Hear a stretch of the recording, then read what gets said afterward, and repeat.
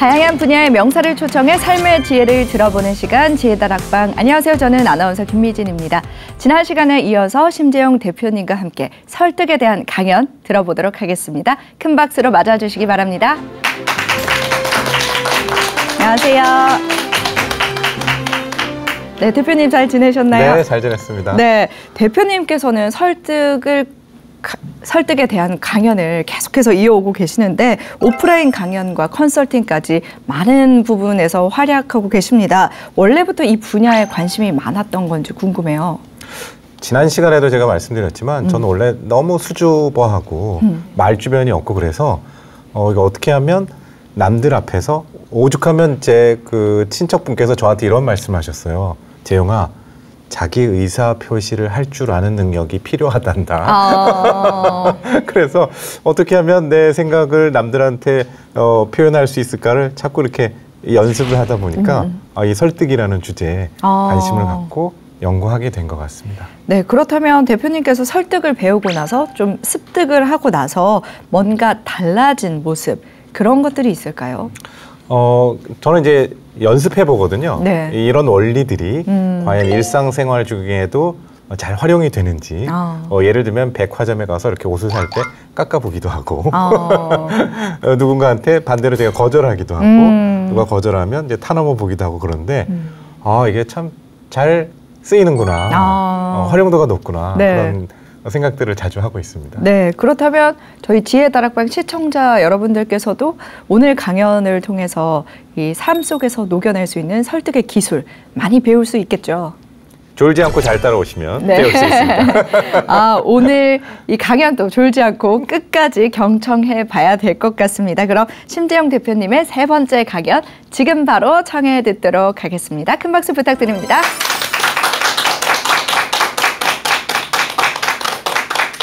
여러분이 누군가에게 제안을 했을 때 거절하신 분들이 있죠? 그분들이 왜 거절했을지를 한번 생각해 보세요. 나도 요즘 좀 힘든데, 요즘 경기가 없어서. 거짓말하는 사람들은 대체로 추상적으로 대답하더라. 진심을 말할 때는 좀 구체적인 경향이 있더라. 거절하는 이유들을 이렇게 크게 4가지로 구분할 수 있는데요. 이럴 때마다 우리가 어떻게 대처해야 되는가? 50만 원에 들을 수 있는 쿠폰을 제가 딱 2분께만 드리겠습니다. 내 제안을 받아들였을 경우와 내 제안을 받아들이지 않았을 경우를 비교해 주는 거죠.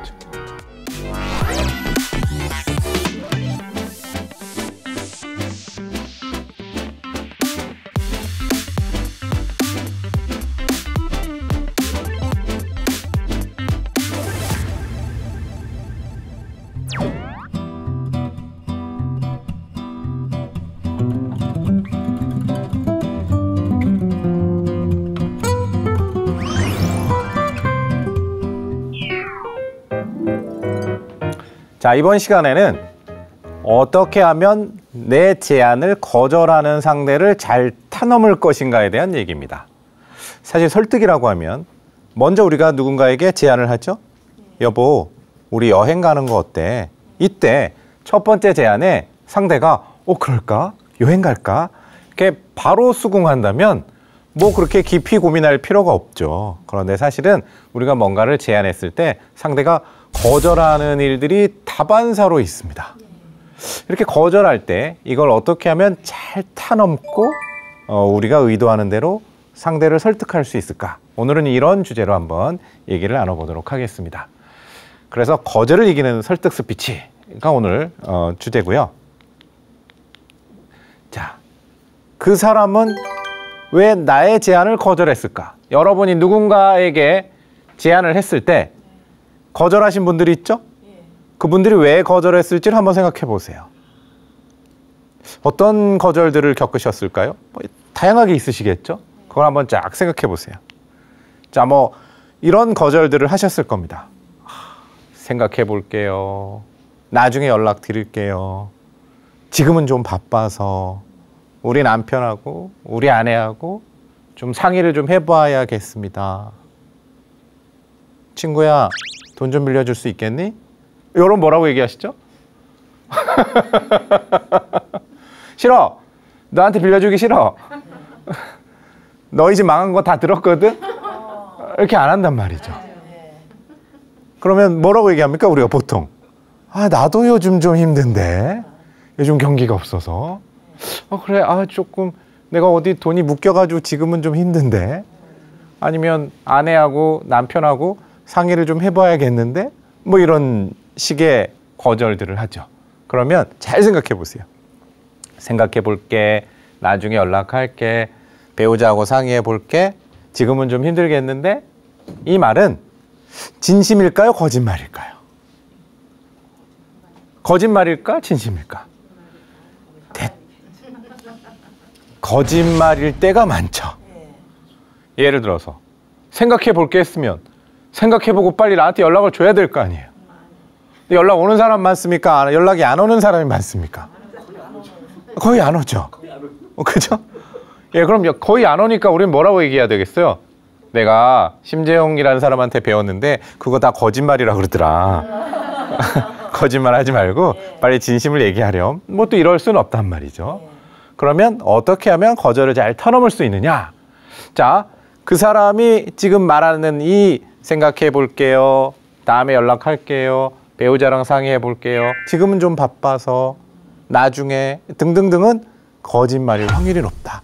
거짓말과 진심을 좀 알아내는 나름의 팁이 있습니다. 근데 진짜로 생각해 보는 경우도 있죠. 진짜로 배우자랑 상의해야 되는 경우도 있죠.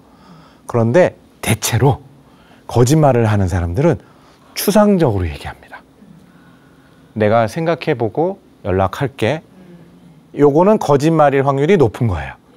근데 진심인 사람들은요. 내가 지금 어디에 적금을 넣어놨는데 그게 만기가 지난달이던가 이번 달이든가 내가 조금 오늘이 월요일이니까 내일쯤 한번 알아보고 수요일쯤 연락해줘도 될까? 진심이죠. 거짓말하는 사람들은 대체로 추상적으로 대답하더라. 진심을 말할 때는 좀 구체적인 경향이 있더라. 꼭 그런 것은 아니지만 우리가 그걸 좀 어느 정도 이렇게 추측할 수 있습니다. 그래서 첫 번째는 거짓말인지 진심인지 알아내는 게 중요하다는 거죠. 그러면 상대가 내 제안을 거절한 이유는 뭐예요? 왜 거절한 거예요? 여보, 우리 이번 추석에 여행 갈까? 그랬더니 여보가 무슨 여행이야, 피곤한데.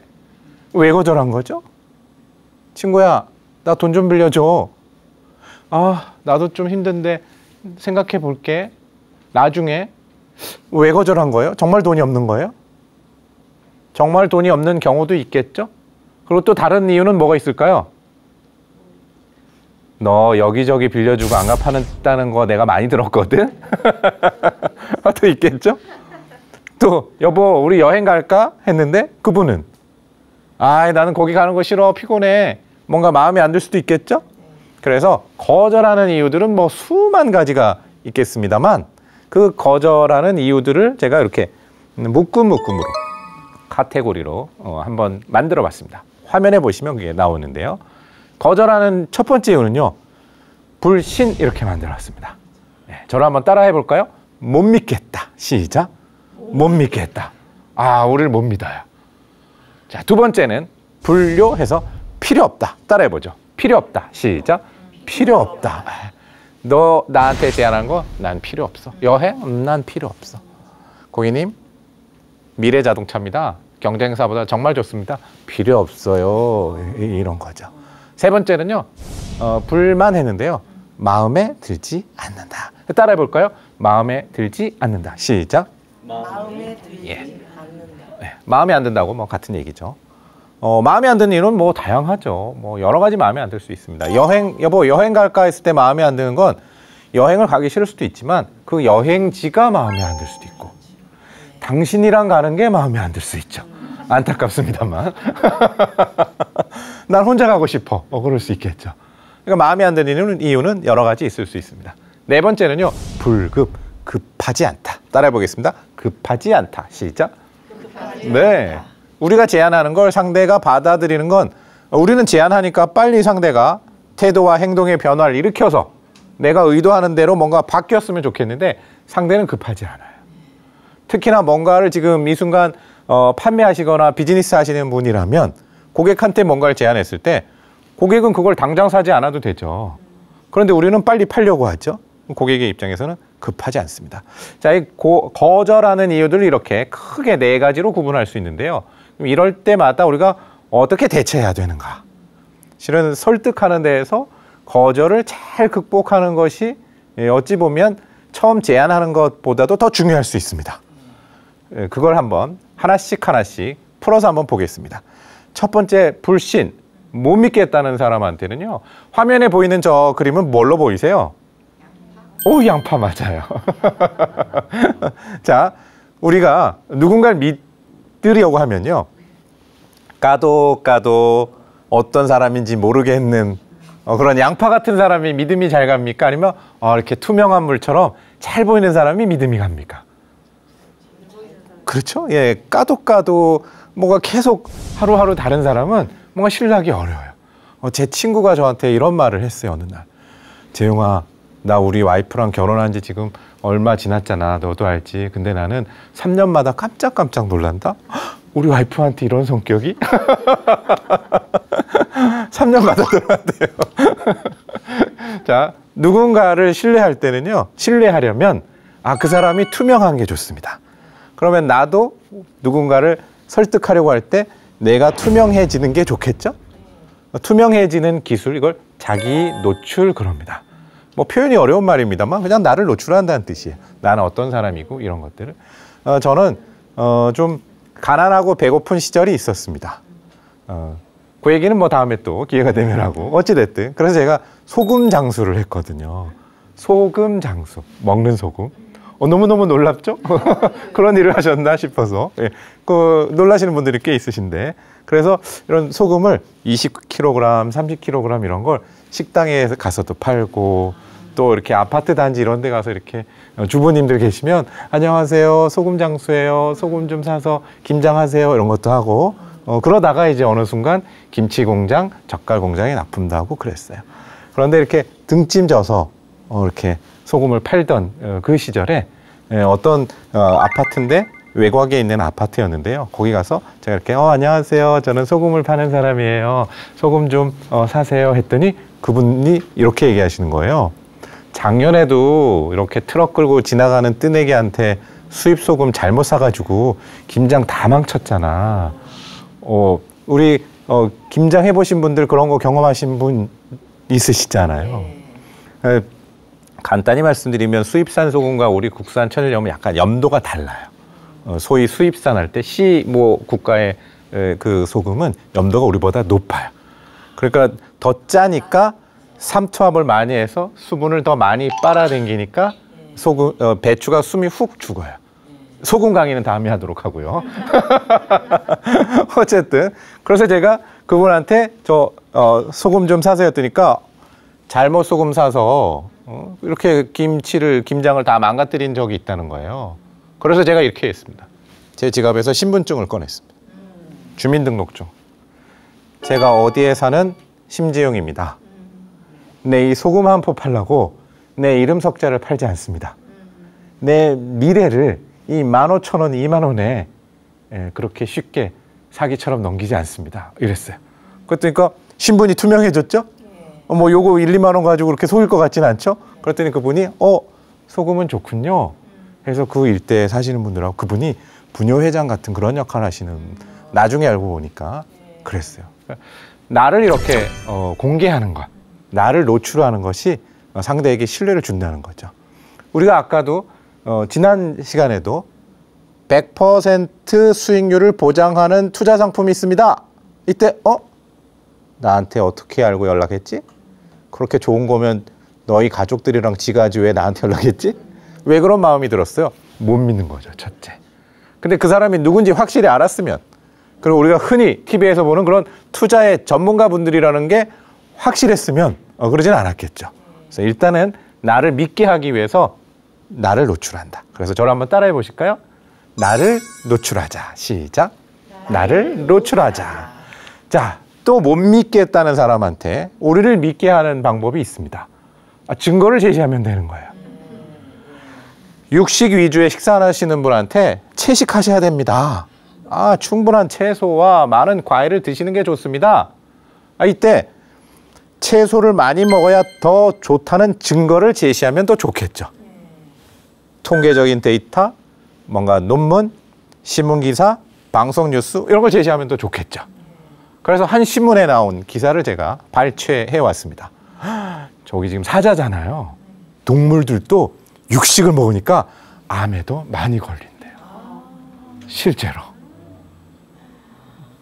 그러니 사람도 오죽하겠습니까?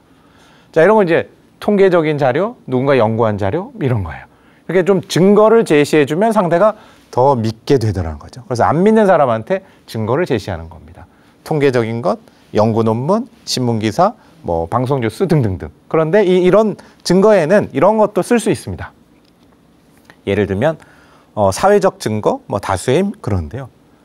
많은 사람들이 채소를 이용하고 있습니다. 많은 사람들이 이걸 이용하고 있습니다. 이런 거예요. 자, 예를 들면 이런 겁니다. 여러분이 한 여기 지금 서초 초등학교의 학부형이라고 가정하겠습니다. 그래서 반장 선거가 있습니다. 설득 스피치를 우리 아이에게 가르쳐서 학급 반장이 되고 싶습니다. 그럼 저는 이렇게 얘기할 수 있습니다. 이게 못 믿는 사람한테 증거를 제시하는 사례입니다. 안녕하세요, 여러분. 지난 5년 동안 학급 회장이 된 73명 중에 저희 설득 스피치에서 훈련을 받고 간 학생이 98.9%입니다. 10명 중에 9명, 10명에 가까운 학생들이 우리 설득 스피치 연구소에서 설득을 배우고 반장이 됐습니다. 그러면 뭐라고 어머님들이? 저기 가서 배우면 반장 돼. 자, 또 이러죠. 아직도 육식하신다고요? 우리 중에 육식하는 사람은 당신밖에 없습니다. 이런 건 이제 다수의 힘입니다. 제가 한번 예를 들어보죠. 자, 여기 이제 동굴속이라고 가정해 보겠습니다. 우리가 과일 혹은 사냥해서 먹고 살던 이런 원시 자연의 상태입니다. 집이 없어서 동굴에서 뭐 옷도 안 입고 이렇게 살던 시절이에요. 어느 날 우리 동굴에 사는 동료 한 분이 밖에 나갔다 오더니 진흙을 막 이렇게 빨간색, 파란색, 막 다큐멘터리에서 뭐 그런 거 보셨죠? 막 발랐어요. 그래서 뭐 그런가 보다 했더니 어느 날 보니까 옆에 있는 친구도 또 자기도 또 어디서 진흙을 발라서 이렇게 빨갛게 파랗게 발랐어요. 옆에 있는 친구도 따라했어요. 조금 시간이 지나서 보니까 우리 동굴 안에 있는 절반 넘게 많은 사람들이 얼굴에다가 진흙을 빨갛게 파랗게 막 발랐어요. 자, 이때 여러분은 어떻게 하시겠습니까? 1번, 나도 동료들처럼 따라서 진흙을 바른다. 1번이에요. 2번, 아유, 너희들은 발라라. 난 내 멋대로 살란다. 동료들을 따라하지 않는다. 2번이에요. 여러분 어떻게 하시겠습니까? 1번, 나도 동료들을 따라한다. 2번, 나는 동료들을 따라하지 않는다. 여러분 어떻게 하시죠? 1번 하실 분. 2번 하실 분. 따라할래요? 맞아요. 대부분은 따라한대요. 왜냐면 무리로부터 벗어나면 맹수의 공격으로부터 풍수재해로부터 내 목숨을 보존하기가 더 어려운 거예요. 무리와 함께해야 내가 생존할 확률이 높아지는 거예요. 그러니까 우리는 나 혼자 독특하게 떨어지는 걸 좀 위험하게 생각하는 우리 심리에 깔려 있다는 겁니다. 본능적으로. 그러니까 함께 하려고 해요. 이걸 우리 설득에서는 이렇게 이용하는 겁니다. 활용하는 겁니다. 남들도 다 했어요. 당신만 안 했어요. 그래서 흔히 마케팅하는 회사들은 이렇게 하죠. 판매율 1위. 판매율이 1위라고 해서 제일 좋은 제품은 아니잖아요, 원래. 그리고 나하고 딱 맞는 제품도 아니잖아요. 근데 사실은 여러분도 지금 판매율 1위 제품을 좋아해. 그런 걸 사요. 왜 그런 걸 사요? 그게 안전빵이에요. 이걸 샀을 때 나한테 좋을까 좋지 않을까에 대한 불확실성, 이걸 지각된 위험이라고 하는데요. 뭔가 위험을 느끼거든요. 이거 사도 될까? 아니면 이게 더 좋을까 싶을 때 옆에 나랑 비슷한 동료들을 보니까 이걸 많이 샀어. 이게 낫겠구나. 안전해지는 거죠. 이 심리를 이용해서 우리가 누군가 우리를 못 믿어 할 때 많은 사람들이 이걸 이용했습니다. 라고 하는 다수를 얘기하는 것이 증거로 제시할 수 있더라 였습니다. 자, 두 번째 거절하는 유형은요. 필요 없다는 사람이에요. 필요 없다는 사람 거절하는 거 정말 어렵습니다. 자, 요즘 탈모 인구가 많습니다. 1년에 21만 8천 이런 사람들이 건강보험공단에 가서 탈모로 치료를 받는데요. 건강보험 처리를 한 게 20만이 넘는다는 얘기니까 사실은 병원 가지 않고도 이런저런 탈모를 고민하시는 분들이 더 많다고 봐야겠죠. 그래서 요즘 탈모와 관련되는 그런 샴푸도 많이 나왔습니다. 자, 그래서 내가 여러분한테 자, 안녕하세요. 제이용 코스메틱에서 나왔습니다. 이 탈모 샴푸는 정말 3번만 감으면 머리가 부글부글 사자처럼 이런 샴푸입니다. 자, 여러분은 지금 이 탈모를 막아주는 샴푸에 관심이 있습니까? 없습니까? 자, 탈모 때문에 좀 고민이 되시는 분은 관심 있죠. 근데 지금 탈모가 뭔가 그런 탈모 증상이 생기지 않는 분이라면 관심이 없는 거예요. 그럼 어떻게 하면 관심을 갖게 할까요? 어떻게 하면 필요하다고 하게 할까요? 탈모가 생각해 보세요. 탈모가 진행된 다음에 치료하면 될까요? 탈모가 진행되기 전에 해야죠. 그러면 이렇게 전국에 탈모 때문에 고민하는 사람은 4명 중에 1명이라는 통계 자료가 있습니다. 그러면 이거예요. 충격을 주고 불편하게 만들어야 나한테도 탈모가 생길 수 있나? 제가 화면에는 미세먼지 얘기했는데요. 미세먼지로 하면 다른 예를 들면 이런 거죠. 미세먼지는 WHO 세계보건기구에서 1급 발암물로 지정했습니다. 여러분 얼굴에도 외출하고 오시면 미세먼지가 얼굴에 붙었겠죠? 여러분 댁에 있는 비누 폼 클렌징으로 그 미세먼지가 다 없어질까요? 제이용 코스메틱. 제이용 저예요. 이렇게 지금 상황이 불편하게 만들어야 됩니다. 근데 제가 이 말을 안 하고, 자, 여러분, 제가 좋은 폼 클렌징 가져왔는데요. 이거 하나씩 사서 이걸로 하시면 더 얼굴에 세정력이 좋아집니다. 그러면 별로 관심이 없어요. 왜냐하면 관심 없는 중요한 이유가 있습니다. 지금 상태가 안정적이고 만족스럽고 아무 문제 없기 때문에 굳이 저 제안을 내가 받아들일 필요 없는 거예요. 그럼 우리는 어떻게 해야 될까요? 저를 따라하세요. 흔들자. 예, 불편하게 만들어서 지금 흔들어야 돼요. 내가 지금 이 상태로 계속 있다가 미세먼지 그거 붙으면 얼굴에 붙으면 피부에도 암을 유발하지만 피부에서 침투되어서 다른 장기로도 갈 수 있는데 불편해져야 그럼 이 상태로는 안 되겠구나. 그래서 저를 따라하겠습니다. 필요 없다는 사람한테 충격을 주고 불편하게 만들어야 됩니다. 저를 따라하세요. 불편하게 만들자. 시작. 불편하게 만들자. 네. 이번에는 반대로요. 필요 없다는 사람한테 불편하게 만든 건 뭔가 부정 프레임, 위협한 거죠. 반대로 혜택을 얘기해서 관심 갖게 할 수 있습니다. 여보, 이번 추석에 우리 여행 좀 갑시다. 당신도 많이 피곤했을 텐데 거기 가서 좀 쉬었다 와요. 자, 당신도 거기 가서 좀 쉬었다 와요. 이게 더 중요하다고 했습니다. 관점을 상대에게 줘야 됩니다. 상대에게 둬야 됩니다. 여기서 한 번 더 나가면 좋습니다. 여보, 내가 알아보니까 제용 리조트가 있는데 요즘 그 제용 리조트에서 행사를 하더라고. 당신이 좋아하는 와인을 하루에 한 병씩 공짜로 준다는구만. 제용 리조트에 가서 추석을 보내면 당신이 매일 와인을 마실 수 있을 것 같아. 그러면 우리 남편이 어떨까요? 조금 여행 가자는 것에 관심을 갖기가 쉽겠죠? 상대가 좋아할 만한 혜택을 상상하게 하는 거예요. 중요합니다. 설득해서. 자, 그래서 저를 따라하세요. 혜택을 상상하게 만들어라. 시작. 혜택을 상상하게 만들어라. 혜택을 얘기하는 것도 중요하고 이 혜택을 상상하도록 해야 돼요. 그러면 내가 리조트에 가서 당신이랑 애들은 이렇게 산책하고 있을 때 나는 그 와인을 홀짝홀짝 행복하다. 갈까 그럼? 리조트? 이렇게 혜택을 상상하게 하는 게 필요 없다는 사람한테 필요하도록 자극하는 거예요. 세 번째 이제 마음에 안 드는 건데 마음에 안 드는 이유는 뭐 여러 가지가 있겠죠. 제가 이렇게 화면에 보시면 이렇게 만들어 왔습니다. 고객님, 미래 자동차를 이용하실 경우 연간 500만 원의 연감 절감 효과가 있습니다. 했습니다. 그 500만 원이 절감된다는 거잖아요. 근데 여기에 대해서 뭐 그냥 시큰둥해. 500만 원? 그런가 보다. 설득에서 중요한 원리가 있습니다. 이 500만 원이 우리가 설득하려는 그 상대에게 어떤 영향을 미치는지 어떤 효과가 있는지 이렇게 그 사람의 관심사하고 연결하는 게 중요합니다. 예를 들어서 여러분 중에 지금 아이 학원비 때문에 고민이 많은 분이라면 고객님, 저희 미래자동차 이용하시면 우리 재용이 학원비 한 달에 50만 원 정도 든다고 하셨는데 10달치, 거의 1년치는 저희가 해결해 드리는 셈입니다. 근데 학원비 때문에 고민 안 해요. 근데 뭐 명품 백에 관심 있어. 고객님, 저희 미래자동차 이용하시면 500만 원짜리 명품 백 저희가 해마다 하나씩 드립니다. 근데 만약에 뭐 이렇게 먹는 걸 좋아하시는 분이, 그러면 고객님, 저희 미래자동차 이용하시면요 50만 원짜리 식사 1년에 10번 거의 다달이 저희 차를 이용하시기 때문에 레스토랑에 그냥 다달이 저희가 예약해 드립니다. 와, 좋다. 이거예요.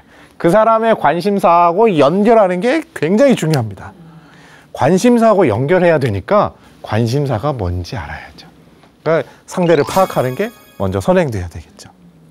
그래서 저를 따라해 보겠습니다. 자, 관심사를 말하라. 시작. 관심사를 말하라. 설득을 못하는 사람들 특징이 있어요. 상대가 뭘 좋아하는지 몰라요. 그리고 내가 지금 하는 얘기를 좋아하는지 싫어하는지 관심 없이 자기 혼자 주구장창 얘기하는 사람들, 설득을 잘 못하는 사람들. 그러니까 상대 관심사를 잘 파악해서 우리는 관심사와 연결해서 말하는 것, 이게 굉장히 중요한 원리입니다. 자, 화면에는 제가 자동차를요, 하나는 스포츠카, 그냥 세단, 승용차, 그 다음에 캠핑카 이렇게 화면에 했어요. 여러분 이 중에 어떤 게 마음에 드세요? 스포츠카, 그냥 승용차, 세단, 캠핑카. 캠핑카. 예. 세단. 각자의 취향이 있고 이유가 있겠죠. 그러니까 지금은 취향이 다양한 시대입니다.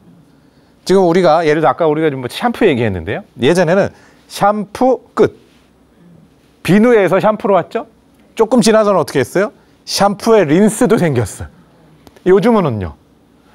머리 안 빠지는 샴푸, 염색한 사람이 쓰는 샴푸, 두피가 지성인 사람이 쓰는 샴푸, 두피가 건성인 사람이 쓰는 샴푸, 파마한 사람이 쓰는 샴푸, 다양한 거예요. 지금은 우리가 물자가 풍족하고 개인의 취향이 다양한 시대이기 때문에 그걸 맞춰주는 게 중요해요.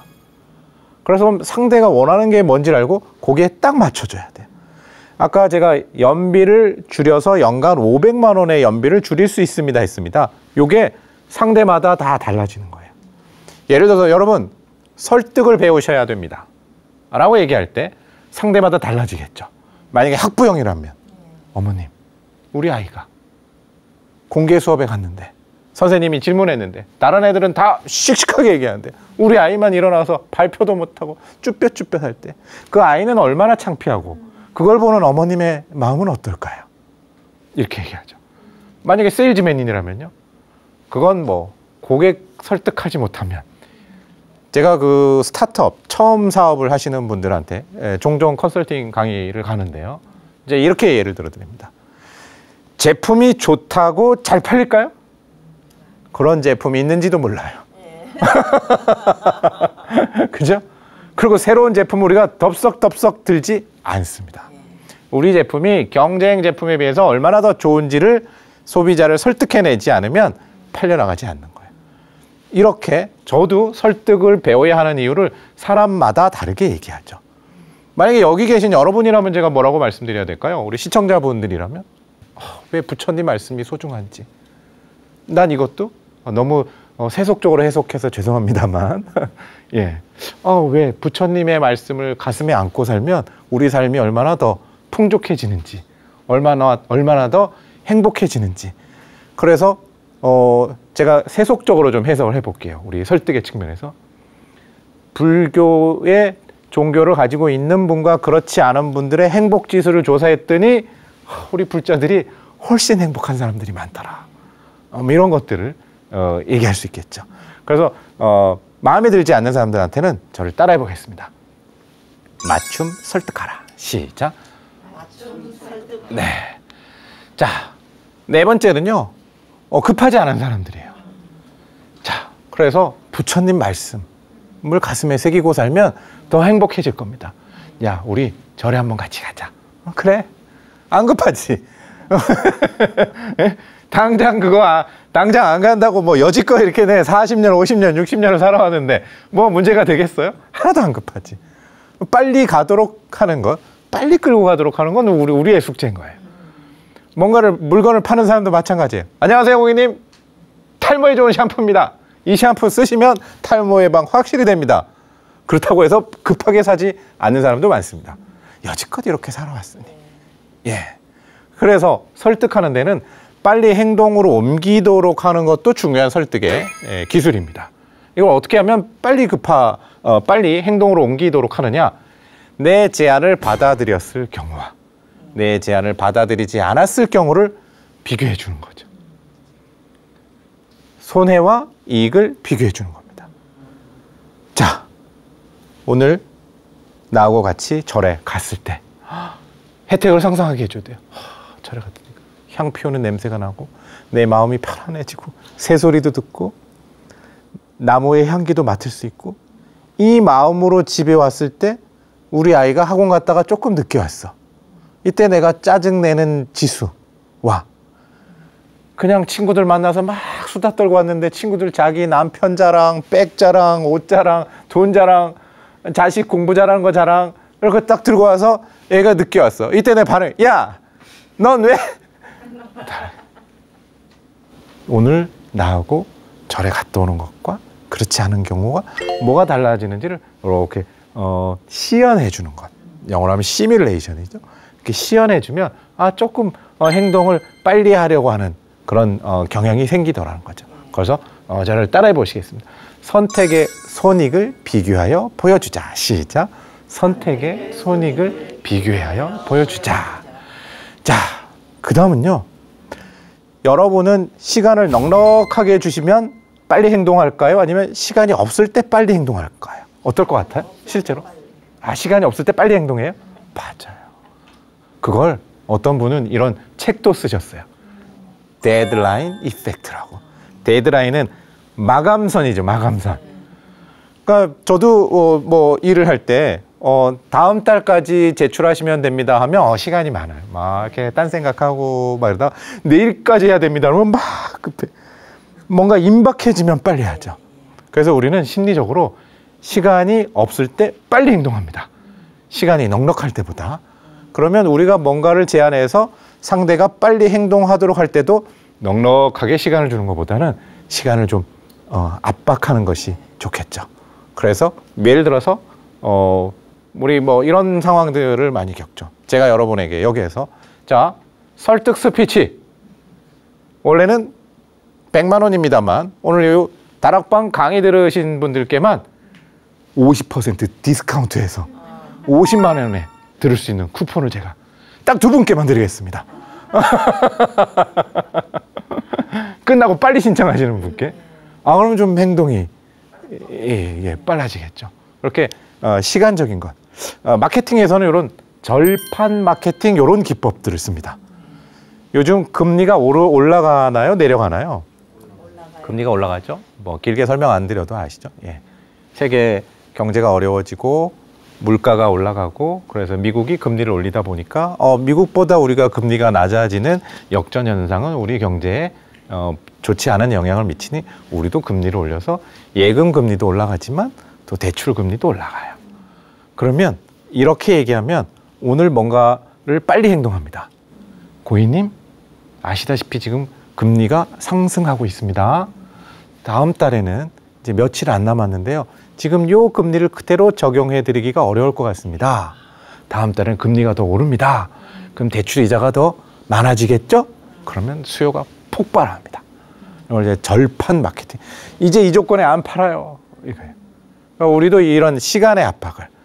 그러면 여러분이 만약에 누군가한테 제가 아까 아나운서님한테 이렇게 얘기했습니다. 내일 같이 식사할까요?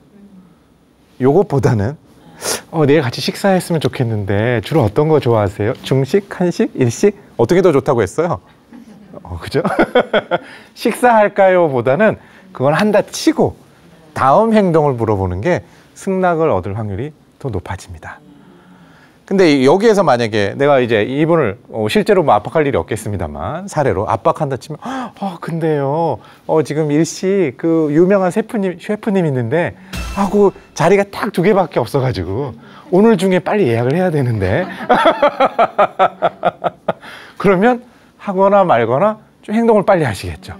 시간에 압박을 주는 거예요. 그러면 상대가 조금 더 빨리 행동을 하더라. 그래서 따라해 보겠습니다. 시간의 압박으로 조급하게 만들자. 시작. 시간의 압박으로 조급하게 만들자. 예. 이렇게 거절하는 사람들한테, 나를 못 믿는 사람한테 나를 믿게 만드는 것, 필요 없다는 사람한테 불편하게 만들어서 필요하다고 느끼게 하는 것, 또 마음에 들지 않아 하는 사람한테 그럼 뭘 해야 마음에 들지? 맞춤 설득하는 것. 급하지 않다는 사람한테 빨리 행동하도록 하는, 거절할 때 이걸 잘 타넘는 방법인데요. 이걸 이제 실제로 여러분이 적용을 하자면 이걸 이제 나름의 절차가 있습니다. 누군가 거절을 해올 때 이걸 이제 어떻게 받아서 대화를 이끌어가느냐, 요거 이제 대화의 기법인데, 예를 들어서 제가 여러분한테 자, 오늘 여러분 설득 스피치 강의 들으니까 어떠셨습니까? 괜찮으셨어요? 그러면 설득 스피치 연구소에 강의 들으러 오시겠습니까? 네. 아니요 하면 안 돼요, 여기서는. 그런데 만약에 여기서 어떤 분이 이제 강의는 좋은데요, 생각해 볼게요 그랬어요. 그럴 수 있겠죠? 그분은 왜 생각해 본다는 걸까요? 아무리 좋아도 100만 원이래잖아. 난 100만 원은 좀 비싼 것 같은데? 그럴 수 있겠고, 시간이 될까 싶기도 하고, 사실은 강의가 별로야. 그런 사람도 있겠고, 여러 가지가 있겠죠. 그러면 저는 어떻게 해야 돼요? 이 생각해 본다는 그 거절이 진심인지 아닌지 알아야겠죠. 그런데 제가 여러분 설득 강의 들으러 오시겠습니까? 했는데 생각해 볼게요. 누군가 했다 칩시다. 선생님, 제가 지금 2시간 동안 말씀드렸어요. 뭘 생각해 보신다는 거죠? 그러면 좀 기분이 나쁘지 않겠어요? 그러니까 우리는 대화할 때 그냥 상대가 나하고 좀 다른 얘기를 해도 일단 긍정적으로 받아쳐 준다. 이걸 이제 yes but 화법 이렇게 얘기합니다. 아니에요. 뭔가 잘못 알고 계시는데요. 설득에 대해서 아직 잘 모르셔서 그런 판단을 하시나 본데, 아직 이 업계를 모르는군요. 제가 이 업계에서는 1타입니다. 이렇게 얘기하면 좀 상대는 기분 나쁘겠죠. 일단 긍정어로 받아주는 거예요. 네, 충분히 이해합니다. 네, 그렇게 생각하실 수 있죠. 네, 저도 이 일을 시작하기 전에는 그렇게 생각했습니다. 이게 yes, but. 일단은 받아주는 거예요. 그래, 맞아. 너 생각이 맞아. 그런데 사실은 그건 아니란다 라고 뒤집어줘야 되는 거예요. 처음부터 아니야, 너 생각은 틀렸어, 그건 아니야, 그럼 기분이 나쁘단 말이죠. 왜냐하면 아무리 좋은 얘기를 해도 내 의사의 반론을 제기하면 나도 네 똥 굴다 임마 이렇게 되겠죠. 그러니까 너 맞아, 너 말이 맞아, 내가 너 말 충분히 이해해. 그래서 누군가 거절을 해오면 네, 충분히 그럴 수 있죠. 자, 내가 친구한테 돈 빌려달라고 했습니다. 친구야, 100만 원만 빌려줘. 했더니 친구가 미안한데 난 좀 지금은 어려울 것 같은데 내가 생각해보고 연락할게. 야, 뭘 생각해? 내가 너한테 보증서 준 거 생각 안 나? 이러면 우리 사이는 좀 멀어지는 거죠. 그래, 충분히 이해해. 너도 요즘 사는 게 좀 힘들 텐데 어려움 부탁해서 미안해. 그런데 친구야, 잘 생각해 보렴. 너도 집 살 때 일단은 그 사람의 말을 긍정해주고, 그러고 진짜 거절한 이유를 알아내고, 그러고 생각을 바꾼다. 이런 절차로 가는 겁니다.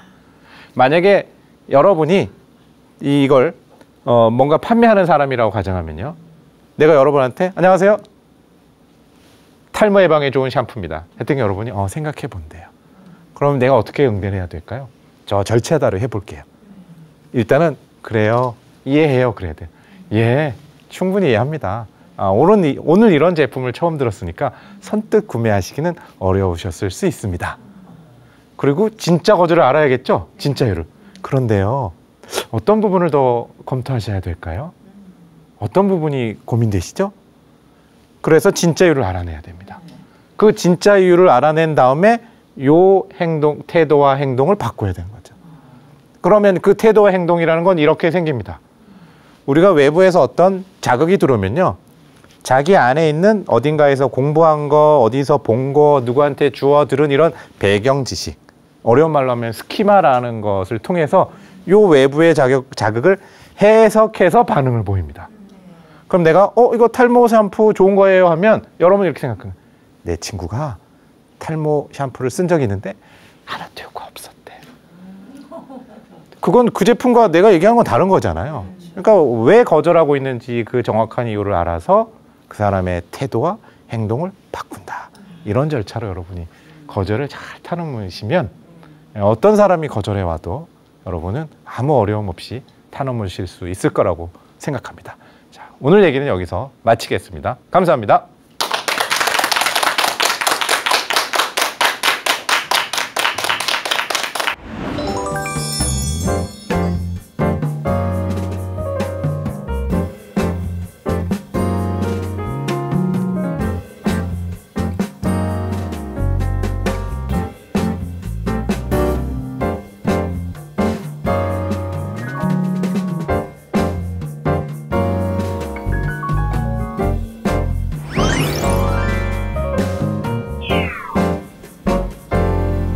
네, 거절을 이기는 설득 노하우에 대해서 잘 배워봤습니다. 이 강연을 해주신 대표님께서도 거절당한 경험 있으실 것 같은데 많이 상처를 받으셨는지 궁금해요. 너무너무 많이 받았습니다. 그렇군요. 네. 누구나 거절을 당하면 상처를 받기 마련이잖아요. 그럼요. 예. 한강변에 가서 네. 내가 왜 그런 제안을 했을까? 내가 이거 계속 해야 되나? 신세 한탄도 하고 네. 그런 적이 많습니다.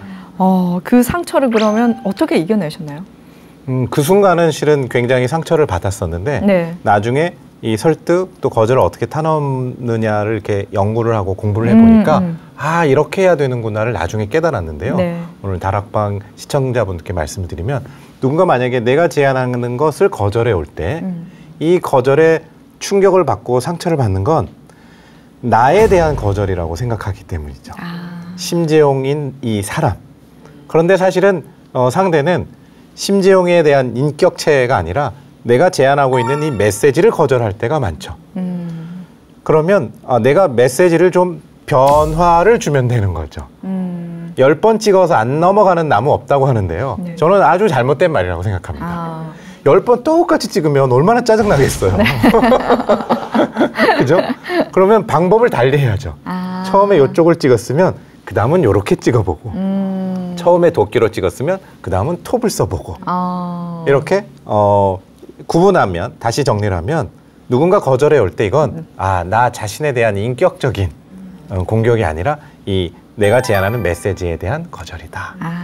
그러면 저 사람은 어떻게 메시지를 바꿔야 좋아할까? 네. 라고 해서 다른 메시지로 2번, 3번 제안을 해보는 그런 것을 한번 권해드리고 싶습니다. 네, 강연을 통해서 거절 대응 프로세스 3가지를 설명해 주셨는데요. 이 중에서 가장 중요하게 생각해야 할 부분 한 가지만 좀 꼽아서 말씀해 주신다면요. 예스버타라는 건 이제 커뮤니케이션 스킬이죠. 네. 누군가 거절해 올 때, 맞아요. 그렇게 생각할 수 있어요. 충분히 이해해요. 이건 커뮤니케이션 스킬이고, 네. 그 가운데 있는 진짜 거절을 찾아라가 중요합니다.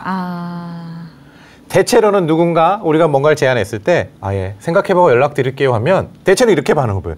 예, 그러면 긍정적으로 검토하고 연락 부탁드리겠습니다. 아무 의미 없는 거예요.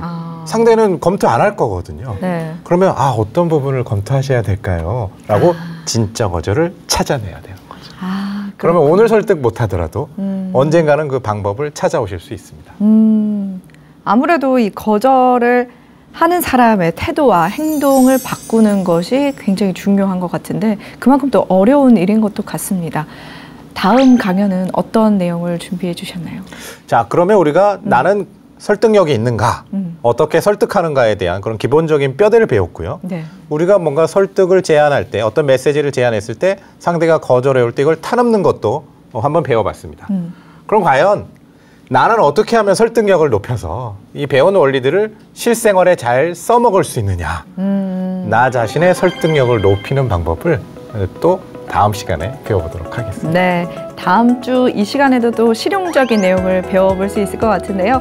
오늘 지혜 다락방은 여기서 마무리하고요. 다음 주 이 시간에도 알찬 내용으로 찾아뵙도록 하겠습니다. 함께해 주신 여러분 고맙습니다.